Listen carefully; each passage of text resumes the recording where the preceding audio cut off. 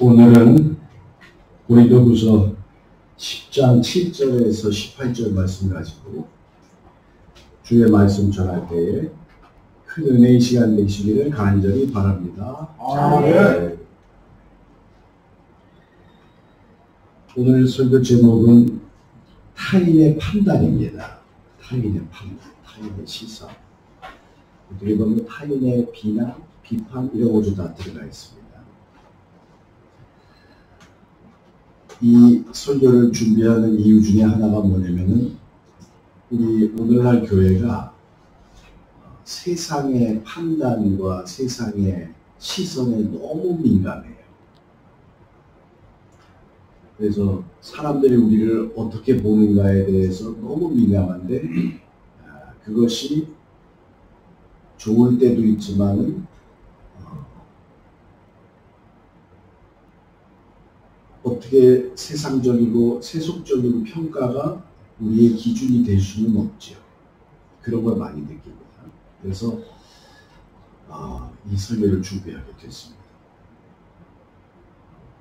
우리가 이제 살아갈 때에 남의 시선이나 판단이 어쨌든 굉장히 중요하게 생각하는 경우가 많습니다. 그래서 남 따라 하는 거 많죠. 유행 따라 하는 거. 그 다음에 남에게 뭐 잘 옷 입는 것도 남에게 잘 보이고 화장하는 것도 남에게 잘 보이고. 근데 이게 남의 판단을 굉장히 중요하게 여기는 게 사실입니다. 그리고 여기 이제 나오는 거 보면 다른 사람의 판단 중에 칭찬이라는 게 있잖아요. 칭찬이라는 거. 그래서 아이들도 보면 칭찬받으려고 뭐 공부하고 칭찬받으려고 뭐 착한 일 한다고 하는데 그거는 우리의 목적하고 다르죠. 성경 오늘 봉독한 말씀에서도 우리의 칭찬은 누구의 칭찬이 제일 중요해요? 예수님의 칭찬이 중요한 거죠. 세상의 칭찬이고 사람의 칭찬이 아니라 오직 주께서 칭찬하시는 게 제일 중요하다고 여기 고린도후서 10장 18절에서 이렇게 나와 있습니다. 그래서 이제 우리가 나를 생각할 때 조금 나는 누구인가를 생각할 때에 몇 가지로 구분할 수 있는데 내가 바라보는 나는 누구인가? 내가 나를 알 수 있죠. 그 다음에 또 한 가지는 뭐냐면 내가 남에게 남에게 보여주고 싶은 나가 있어요. 그렇죠? 그 다음에 사람들이 나를 바라보는 지금 현재의 나. 이런 거를 생각해 보면 다 다를 수가 있어요. 남에게 보여주기를 원하는 나의 간절함. 이런 거랑 현재의 내가 남에게 보여주고 있는 나. 이런 거는 다를 수가 있어요. 그만큼 남의 판단을 중요하게 생각한다. 남의 판단을. 그런데 이제 문제가 뭐냐면은 이 세상의 판단. 그러나 우리 같은 믿는 사람의 판단, 같은 지체의 판단도 이것이 이제 세속적일 때가 문제가 돼요. 세속적. 그래서 오늘 성경 말씀에서 제가 발견하는 건 뭐냐면은 남의 시선과 남의 판단을 무시해도 될 때가 있습니다. 무시해도 될 때. 그때가 언제인가? 그거를 말씀드리려고요. 그래서 중요하게 생각되지 않는 남의 판단. 남의 판단이라고 해도 너무 중요하게 생각하면 우리가 다른 방향으로 갈 수도 있다. 세상적으로 갈 수도 있다. 기준과 원리가 달라질 수도 있다. 이 말이죠. 우리가 생각하는 하나의 원칙이 변경될 수도 있다. 이 말이죠.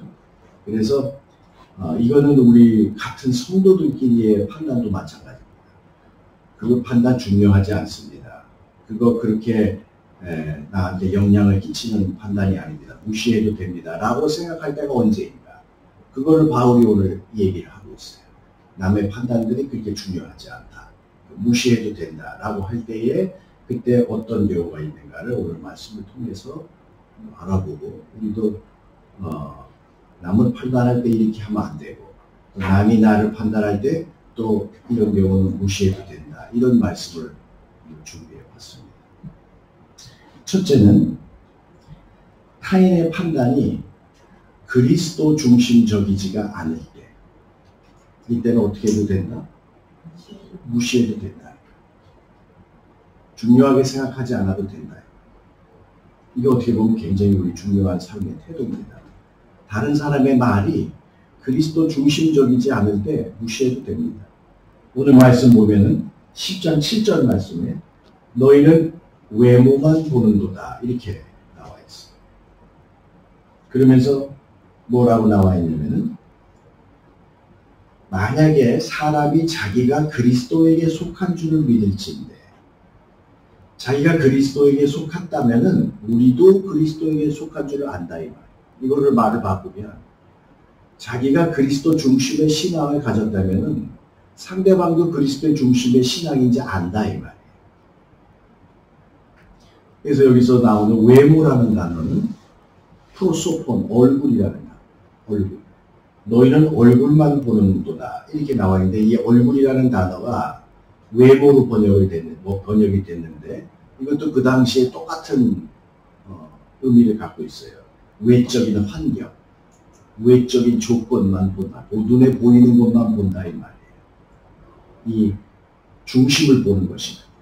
외모만 본다, 얼굴만 본다 하는 뜻으로 쓰는 게 그게 외적 환경만 본다, 외모만 본다 이런 뜻으로 쓰여 있습니다.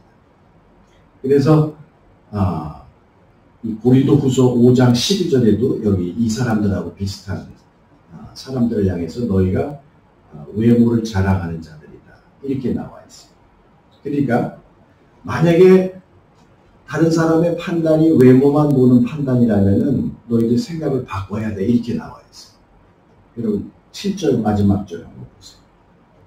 우리도 그러한 줄을 자기 속으로 다시 생각할 것이라 이렇게 말씀하고 있어요. 다시 생각해요.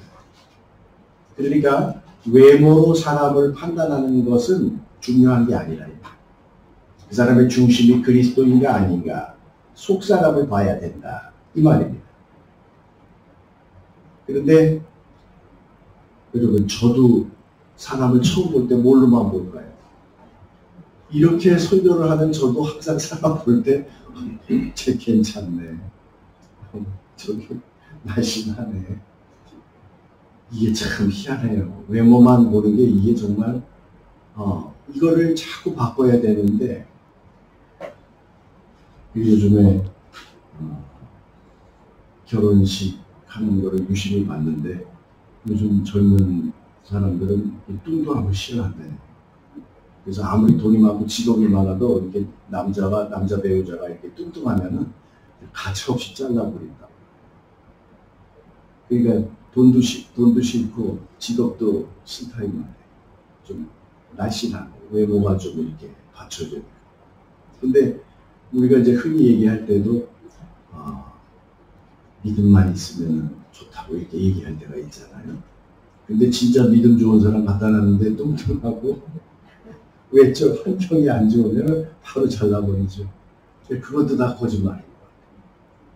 믿음은 기본적으로 좋아야 되고 그 다음에 외모도 좋아야 돼요. 그래서 야 이거 참 힘들구나. 진짜 내가 저 사람의 그리스도 중심적인 그 속사람만 본다라고 할 때는 진짜 그걸 봐야 돼요. 근데 거꾸로 외모는 괜찮아. 외적 환경은 너무 좋은데 그리스도 중심적인 신앙이 만약에 없을 때 이거 어떻게 하면 좋습니까? 그렇죠? 그래서 우리의 삶도 과거의 조선시대의 생각과 다르지가 않구나. 여기 보니까 생각을 바꿔야 된다 그랬어요. 우리 판단의 기준을 바꿔야 된다 그랬는데 아직도 신원서판이에요. 아직도 신원서판. 이게 참 무서운 것 같습니다. 관습이라고 전통이라고 합니다. 조선시대에 사람을 뽑을 때 인재를 등용하는 기준이 신언서판이라고 그래가지고 신이 뭐예요? 몸신자, 외모예요, 외모. 호대가 멀쩡해야 돼. 조금이라도 이상이 있으면 안 돼. 그 다음에 언은 뭐죠? 말주변. 말이 어눌하면 안 돼. 선은 글 써져. 글을 잘 써요. 그 다음에 판단력, 분별력이라고 얘기하는 게 네 번째예요. 그래서 다섯 번째를 책을 읽는 사람이죠. 신원서판 책. 책은 뭐냐면은 책략, 지혜를 말합니다. 근데 우리가 생각하기에는 분별력이나 지혜 같은 게 맨 앞으로 나와야 될 것 같은데 그게 아니에요. 조선시대 500년을 신원섭한 책으로 살았어요. 저 사람을 뽑았어요. 제가 조선시대에 태어났으면 조금 더 잘 되지 않았어요. 그래서 여러분, 사람을 외모로 판단하지 말라. 마찬가지입니다. 남이 우리를 판단할 때 외모로 판단하는 거는 여기 바울처럼 어떻게 무시해도 된다는 거예요. 그런데 그 사람이 우리를 예수님을 기준으로 판단을 했을 때 너는 왜 그렇게 예수님이 없냐? 너는 왜 이렇게 그리스도 중심적이지 않냐? 라고 얘기할 때는 우리 진짜 심각하게 생각해야 되죠. 그럴 때는. 이거는 진짜 심각하게 생각해야 돼요. 그래서 우리가 그리스도 중심적인 그 속사람을 판단해야 됩니다. 이 사람이 정말 중심에 그리스도가 있느냐 없느냐, 그리스도 안에 있느냐 없느냐, 주 안에 있느냐 없느냐, 이거를 우리가 판단을 해야 됩니다. 그 다음에 두 번째입니다. 두 번째는 타인의 판단이 사명적이지 않을 때, 사명적인 판단이 아닐 때는 어떻게 해도 된다? 무시해도 된다. 무시해도 된다. 그래서 10장 10절을 한번 보시죠. 이거 어떻게 보면은 바울의 반대편에 서 있는 사람, 바울의 대적자들인데 그들이 바울을 어떻게 이제 판단을 하냐면은 그들의 말이 그의 편지들은 무게가 있고 바울의 편지들은 굉장히 글을 잘 쓰는 것 같아. 이렇게 판단을 하는데 그가 몸으로 대할 때는 약하고 말도 시원치 않다. 이렇게 판단을 하고 있어요. 근데 이걸 뭐하고 관계가 없다? 바울의 사명하고는 관계가 없는 거예요. 편지를 쓰든 대하든 그리스도의 복음을 전하려고 하는 바울을 보지 않고 그냥 겉모습만 본다. 겉으로 들어가는 것만 본다. 사명을 보지 않는다. 그래서 보세요. 10장 11절을 보면 바울이 뭐라고 그러나 보세요. 이런 사람들은 우리가 떠나 있을 때나 편지들로 말할 때나 함께 있을 때에 언제나 행하는 일이 같은 것임을 알지 못하는 거예요. 언제나 우리는 사명적으로 하는데 어떤 사명이냐면 12절에 쭉 밑으로 내려가면 14절에 보면 14절을 같이 읽겠습니다. 시작. 우리가 너희에게 미치지 못할 자로서 스스로 지나쳐 나아가는 것이 아니요 그리스도의 복음으로 너희에게 이른 것이라. 그러니까 미치지 못할 자로서 가지 못할 그러한 사람이 아니라 인종적으로 혹은 계급적으로 어떤 조건 하에서 우리가 너희에게 감히 갈 수 없는 그런 사람들이 아니라 스스로 지나쳐간 것이 아니라 무리하게 손을 뻗친 자도 아니고 단지 뭐를 위해서 갔다? 그리스도의 복음을 전하려고 이른 것이다. 이걸 뭐라 그러죠 우리가? 그리스도의 복음을 전하는 사명이라는 거죠. 사명. 그러니까 이 사명을 보지를 않고 저 사람 너무 지나치게 우리에게 손을 뻗친 거 아니야? 자기를 자랑하려고 하는 게 아니야? 아니면은 자기 스펙 살려고 온 게 아니야 하면서 다른 걸 본다. 이런 것들입니다. 그래서 판단의 기준을 자기로 삼는 사람이라는 것이 여기 이 말씀이 아주 잘 나와 있어요. 12절 여러분 한번 보죠. 12절에 이게 이제 자기 스펙을 쌓고 자기를 자랑하고 그 다음에 자기의 어떤 경험과 이력을 쌓기 위해서 우리에게 온 거 아니야 라고 생각하는 그들이 말하는 게 뭐냐면은 그것이 이제 자기 중심, 자기 자랑이거든요. 근데 그거를 이렇게 비난합니다. 우리는 자기를 칭찬하는 어떤 자와 더불어 감히 짝하여 비교할 수 없다. 그러니까 그런 사람들하고 우리는 다르다 이 말이죠. 그러나 그들이 자기로서 자기를 헤아리고 자기로서 자기를 비교하니 지혜가 없도다. 지금 말씀드린 그런 거예요. 그래서 이 사명적이지 않은 것을 가지고 바울을 비판하고 비난하고 판단할 때 이건 이렇게 하면 안 된다. 그의 사명을 봐야 된다. 어떤 사명을 가지고 우리 앞에 서 있는가. 어떤 사명으로 지금 저 사람이 행동을 하고 말하고 설교하느냐. 이런 걸 봐야 된다. 그런 것이 아닐 때는 여기 자기 자랑하고 자기 칭찬하고 자기와 자기를 더불어 여기 보니까 자기를 헤아리고 자기로서 자기를 비교하는 사람은 이것을 무시해도 된다. 이런 뜻을 갖고 있습니다. 그래서 마침 제가 그 학교에서 가르쳤던 제자 중에 한 명이 지난주에 교회를 찾아와서 만났는데 태국 선교사. 그래서 중국에서 선교사로 일하다가 이제 부산에 있는 자기 모교에 와가지고 다시 이제 중국에서 다 쫓겨났다고 그러잖아요. 그래서 와 있는데 그 교회 담임 목사가 급히 태국으로 선교사로 가라고 이렇게 얘기를 해서 갔답니다. 그래서 태국에 간 지 지금 1년이 됐대요. 1년. 근데 여러분 놀라지 마십시오. 태국에 이제 그 교회가 이제 돈이 많으니까 거기다 세워놓은 무슨 뭐 학교도 있고 무슨 땅도 있고 뭐가 많은가 봐요. 그래서 그거 가서 관리 안 하고 선교사로 보내요. 근데 다른 데랑 이렇게 뭐가 겹쳐가지고 죄송하지만 제가 조금 자세하게 설명을 드리자면 거기는 이제 외국인이 그 재산을 갖지 못하니까 한국의 다른 선교사가 와가지고 그 지역에 있는 사람들을 이렇게 모아가지고 그거를 이렇게 차지하고 있는 거예요. 그런데 원래 그 땅은 이쪽 부산에 있는 교회가 갖고 있는 거니까 그걸 가서 다시 찾아야 된다는 거예요. 그래서 선교사를 파송한 거예요.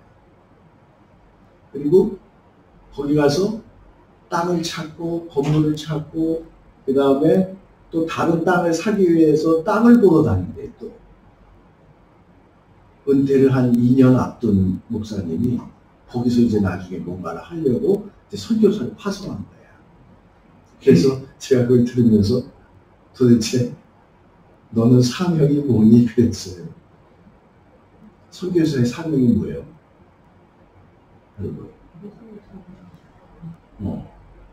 담임 목사 은퇴 후를 생각해서 땅 찾으러 다니는 게 선교사의 사명입니다.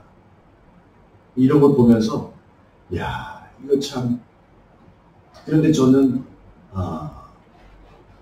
이 HA 선교를 한 20여 년간 하면서 한국 선교사들을 많이 봤습니다. 그리고 그 선교사들이 그 현지에서 뭘 하는 것도 많이 봤어요. 그런데 정작 사명적이지 못할 때가 많아요. 뭐를 위해서 가 있는 건지, 무엇 때문에 가 있는 건지.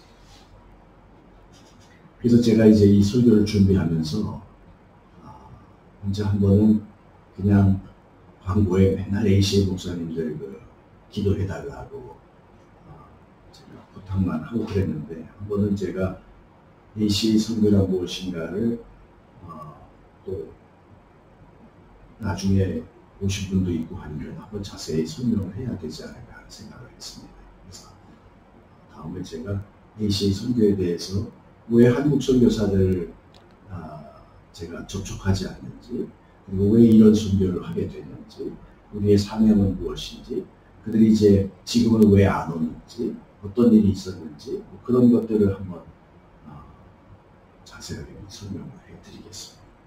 설교를 통해서 하겠습니다. 그래서 우리가 사명을 생각할 때 제가 만약에 그런 부탁을 받았다면 선교사로 파송을 받아갔는데 그런 일을 하려고 갔다 그러면 그게 선교사의 사명이라는 생각이 들었어요. 그래서 여러분들 우리가 남의 판단을 생각할 때에 오늘 말씀처럼 바울이 무시하는 거예요. 사명적인 것을 가지지 않고 판단하고 비난하는 것은 무시해도 된다. 이렇게 나와요.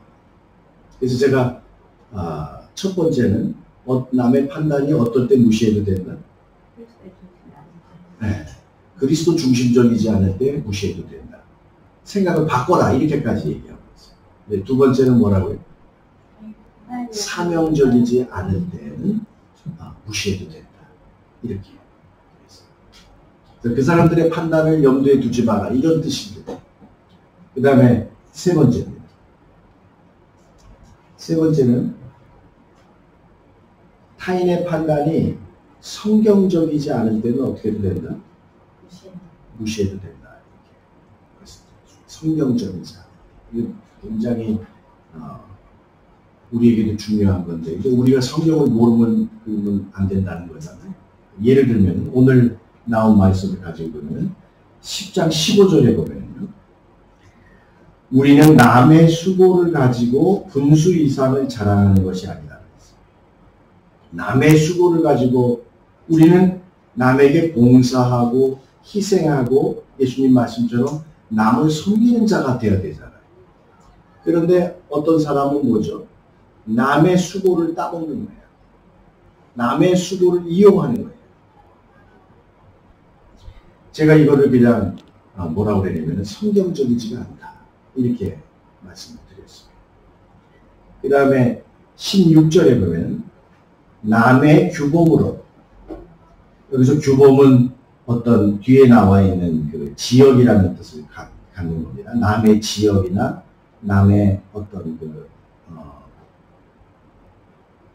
카테고리, 범위 이걸 말합니다. 그래서 남의 규범으로 이루어 놓은 것으로 자랑하지 아니하고 그러니까 남이 어떤 지역이나 환경 속에서 이루어진 열매를 가지고 지가 자랑을 해. 이런 거. 그럼 내가 자세하게 말씀드리지 않아도 이런 사람들이 있다는 걸 여러분도 느끼실 겁니다. 남의 수고를 가지고 자기 자랑을 남의 규범으로 이루어진 것을 가지고 자랑하는 그리고 우리는 그런 사람이 아니라 너희 지역을 넘어 아까 말씀드린 사명, 복음을 전하려 함이라 이렇게 바울이 얘기합니다. 그러니까 우리는 다르다 이 말이에요. 그리스도 중심적인 바울과 바울의 선교팀 그리고 사명에 넘쳐있는 우리 목숨을 걸고 복음을 전하려고 하는 우리는 남이 해놓은 거 가지고 남의 수고를 가지고 자랑하는 사람이 아니다. 그래서 바울이 이제 그런 사람들은 분명히 사람의 칭찬을 기대하는 거예요. 사람의 칭찬을 기도하고 그 다음에 자기 자랑만 하는 사람이니까 그 다음에 바울이 하는 말씀이 뭐냐면은 자랑은 주 안에서만 할 것이요. 칭찬은 예수님께로 오는 칭찬이 올바른 칭찬. 예수님의 칭찬을 기대해라. 이렇게 말씀하십니다. 여러분 갈라디아서 6장 14절에 나는 오직 우리 주 예수 그리스도와 그의 십자가 외에는 자랑하지 아니하노라 그랬어요. 이게 굉장히 힘들죠. 굉장히 힘듭니다. 여러분, 자, 외모를 자랑한다. 그리고 남의 수고와 남의 열매를 가지고 내가 자랑한다. 자기 스펙 자랑한다. 여러분, 이게 우리도 똑같습니다. 어떻게? 우리 교회에 이렇게 다닌다 그러면 처음 딱 묻는 게 뭡니까? 여러분은 뭐라고 물으세요? 그 교회 몇 명이냐 이렇게 물어보죠. 그 교회 목사님 예수님 잘 전해라고 묻는 사람 없어요. 그거는 네 번째, 다섯 번째예요. 교인 얼마냐고 물어보죠. 그래서 내가 우리 교인은 아직도 10명이다 그러면은 너는 목회를 20년, 30년을 했는데 아직도 10명이냐고 그러죠. 그게 사람들이 보는 판단이에요. 판단. 그리고 헌금 얼마냐고 그러죠.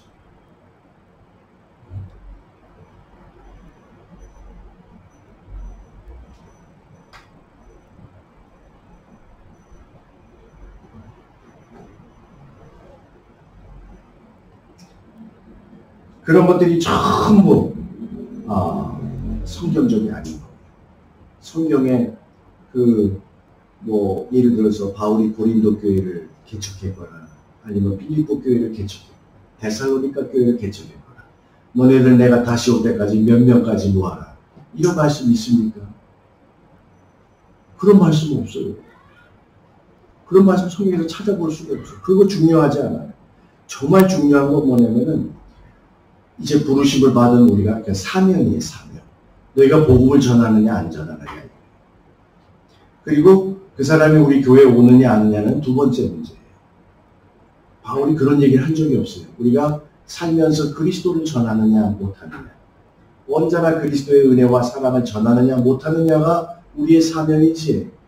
교인 수 몇 명이냐, 헌금 얼마냐, 이런 걸 따지는 데가 어디 있어요. 근데 지금은 다 그렇게 돼버리고 말았어요.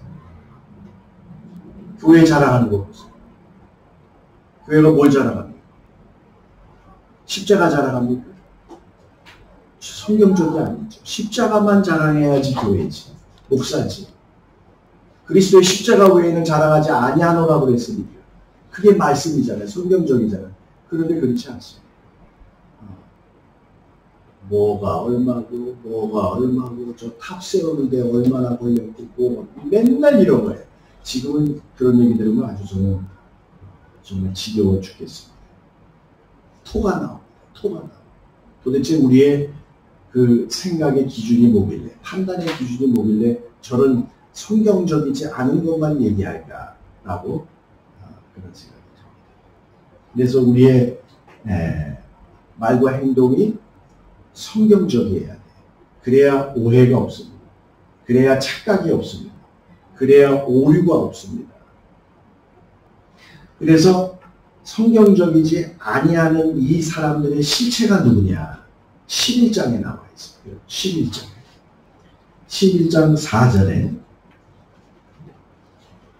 4절에 아주 그냥 지금까지 얘기해 바울이 무시하려고 하는 사람들의 정체를 이렇게 밝힙니다. 4절 다 같이 읽겠습니다. 시작. 만일 누가 가서 우리가 전파하지 아니한 다른 예수를 전파하거나 혹은 너희가 받지 아니한 다른 영을 받게 하거나 혹은 너희가 받지 아니한 다른 복음을 받게 할 때에는 너희가 잘 용납하거나 이런 사람들. 그래서 다른 예수, 다른 영, 다른 복음 전하는 사람. 십자가 외에 다른 거 전하는 사람. 7절, 11장 7절 보시면 내가 너희를 높이려고 나를 낮추어 하나님의 복음을 값없이 너희에게 전함으로 내가 올바른 말씀 전함으로 그리스도의 말씀, 그리스도의 십자가를 전함으로 내가 너희에게 죄를 지었느냐. 그러니까 여기서 우리가 전파하지 아니하는 것은 뭐냐면은 지금 우리의 입장에서 보면 성경적이지 아니한 거예요. 성경적이지 아니하니까 다른 성경 전하는 거죠. 그게 다른 복음이고 다른 예수님이고 그게 다른 영입니다. 다른 영. 이렇게 복음을 왜곡시키는 사건이 생기는 겁니다. 그런데 이게 교회에 얼마나 많습니까? 제가 여태까지 목회하면서 봐온 많은 왜곡된 복음은요. 이단에 있지 않습니다. 이단은 자기네들이 이단이라고 그러니까 그냥 잘못된 게 있다는 걸 인정을 하는 거지만 진짜 중요한 것은 정통교회에 있는 거예요. 정통교회에 전혀 성경적이지 아니한 걸 붙들고 사는 사람들이 얼마나 많은지 모릅니다. 성경적이지 않아요. 그러면 다시 성경적이라고 하는 것을 여러분들에게 말씀드리자면 성경적이라고 하는 것은 내가 하는 말이 바로 뭐에 있어야 돼? 성경 구절에 딱 있어야 돼. 성경 구절에. 여러분 그런 그리스도 중심이 아닌 생각을 바꿔야 합니다 했을 때 여기 아까 우리가 봉독한 10장 7절에 그러한 줄을 자기 속으로 다시 생각할 것이라고 말씀에 여기 있잖아요 하고 성경에 딱 있어야 돼. 여러분 성경이 있어야 되고 두 번째 성경적이라고 하는 것은 뭐냐면 이 말씀 말고도 또 다른 데 여러 군데에 또 우리가 찾을 수 있으면 그게 더 성경적이죠. 더 성경적이죠. 그 다음에 세 번째는 그 성경 구절을 올바로 해석을 해야 돼요. 올바른 해석을 해요. 그래서 이 세 가지가 다 합쳐졌을 때 그게 뭡니까? 성경적이라 이렇게 얘기해요. 여러분 머릿속에 꽉 집어넣으세요. 여러분들이 말하는 것이 성경적이라고 하는 것일 때에 그 성경적이 뭐라고요? 첫째는 뭐라고? 내가 말하는 게 뭐라고? 성경 구절 몇 장 몇 절에 딱 있어야 돼. 그래가지고 그게 성경 어디 있는데 이렇게 물어봐야 돼요. 아시겠어요? 그게 성경에 어디 있는데 몇 장 몇 절 딱. 여러분 그거 잘 못하죠. 그죠? 그러니까 여러분들이 말하고 얘기하는 게 얼마나 성경적이지 아니할 때가 많은지 모르겠어요. 근데 내가 말하려고 하는 거를 성경적이라고 주장하고 싶을 때는 뭐죠? 내가 말하려고 하는 말씀을 딱 외우고 가야 돼. 두 번째는 뭐라고? 두 군데 이상 더 찾으면 더 성경적이야. 세 번째는 뭐죠? 올바로 해석이 돼야 돼. 잘못 해석하면 안 돼.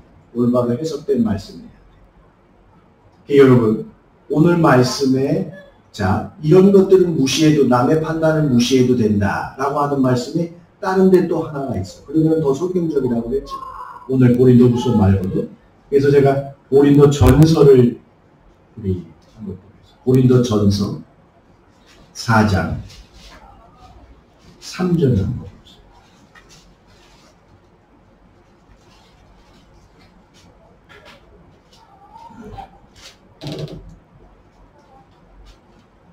4장 3절 다 같이 읽겠습니다. 시작. 너에게나 다른 사람에게나 판단받는 것이 내게는 매우 작은 일이다. 나가 나를 판단하지 아니하라. 여러분, 오늘 설교 제목이 여기서 나오네요. 타인의 판단. 너희들은 교인이고 다른 사람은 세상 사람들이에요. 그러니까 지체들이 바울하고 반대편에서는 지체들이 나를 어떻게 판단하든 그 다음에 세상 사람들이 나를 어떻게 판단하든 오늘 말씀에 의하면 그리스도 중심적이지 않은 사명적이지 않은 성경적이지 않은 판단은 내게는 뭐라고요? 극히 지극히 작은 일이라. 이 말은 뭐냐면은 nothing, 아무것도 아니라 무시한다. 오늘 설교 말씀의 설교가 여기 다 들어가 있어요. 그리고 그럼 나를 판단하실 분은 누구냐? 내 사명을 판단하실 분. 내 그리스도 중심의 신앙이 진짜인 걸 알아주실 분. 그리고 내가 성경적으로 모든 것을 말하고 행동하고 실천했다는 것을 알아주실 분은 누구다? 예수님밖에 없다. 그게 바로 다음 절이다. 다음 절. 내 마지막에 자 4절을 보면 내가 자책할 아무것도 깨닫지 못하나 나는 내가 잘못한 것이 하나도 없다고 생각한다 이 말이에요. 그런데 내가 잘못한 것이 하나도 없다라고 생각하기 때문에 그것 때문에 구원받는 게 아니야. 그것 때문에 의롭다함을 받는 게 아니야. 나를 판단하고 심판하고 나를 구원 주시고 나를 심판하실 분은 오직 누구밖에 없다? 나를 심판하실 분은 오직 주님뿐이다. 이렇게 나와. 그래서 그 다음에 5절에 보면은 그러므로 때가 이르기 전 주께서 오시기까지 아무것도 판단하지 말라. 여러분 그리스도 중심적이지 아닌 것 같고 판단하지 말라 이 말이에요. 사명적이 아닌 것 같고 남을 비난하지 말라 이 말이에요. 그리고 성경적이지 아닌 것 같고 괜히 감정에 따라 남을 비난하거나 비판하지 말라 이 말이에요. 그래서 이제 오늘 말씀을 마치려고 합니다. 여러분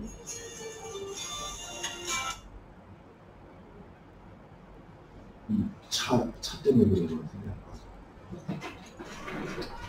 자전거가 나오는지 한번 빼달라고. 죄송해요. 내가 남을 판단할 때도 그렇게 그냥 아무렇게나 판단하면 안 될 것 같아요. 그리고 다른 사람의 판단도 오늘 말씀드린 것 외에는 우리가 받아들일 것은 어떻게 왜 받아들여야 되느냐 이렇게 생각하시고 그 다음에 무시해도 되고 아무것도 아니라고 중요하게 생각하지 아니해야 할 것은 어떤 것들이냐 이런 것을 잘 생각하셔서 말씀으로 잘 실천하는 저와 여러분 되길 주의 이름으로 축원합니다. 네. 기도하겠습니다. 고마우신 예수님, 오늘도 저희를 불러주시어서 생명의 말씀으로 가르쳐 주신 감사와 영광을 돌리옵나이다. 오직 우리를 판단하실 분은 주님밖에 없사오니 주여 우리도 이 세상에 살 때에 주님 중심적이고 그리고 사명적이고 그리고 성경적인 삶을 살게 하여 주시옵소서. 예수님의 이름으로 감사하며 기도하옵나이다. 아멘.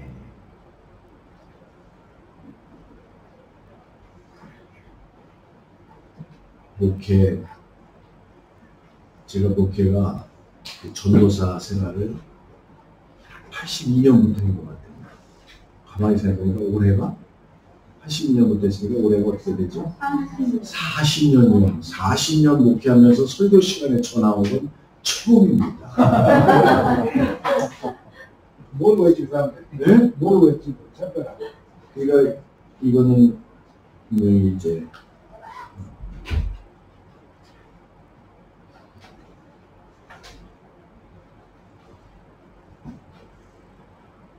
좀 살다 보니까 별일이 다 있네요. 그죠? 이 목사가 11시 45분에 전화 올 때가 어디 있겠습니까? 그죠? 차 빼라고 근데 제가 아침에 여기 택시가 서 있길래 그 골목에 빠딱 댔더니 저 자전거가 오늘 나갈 것 같은데 라는 생각을 했는데 그냥 여지없이 전화가 오네요. 광고하겠습니다.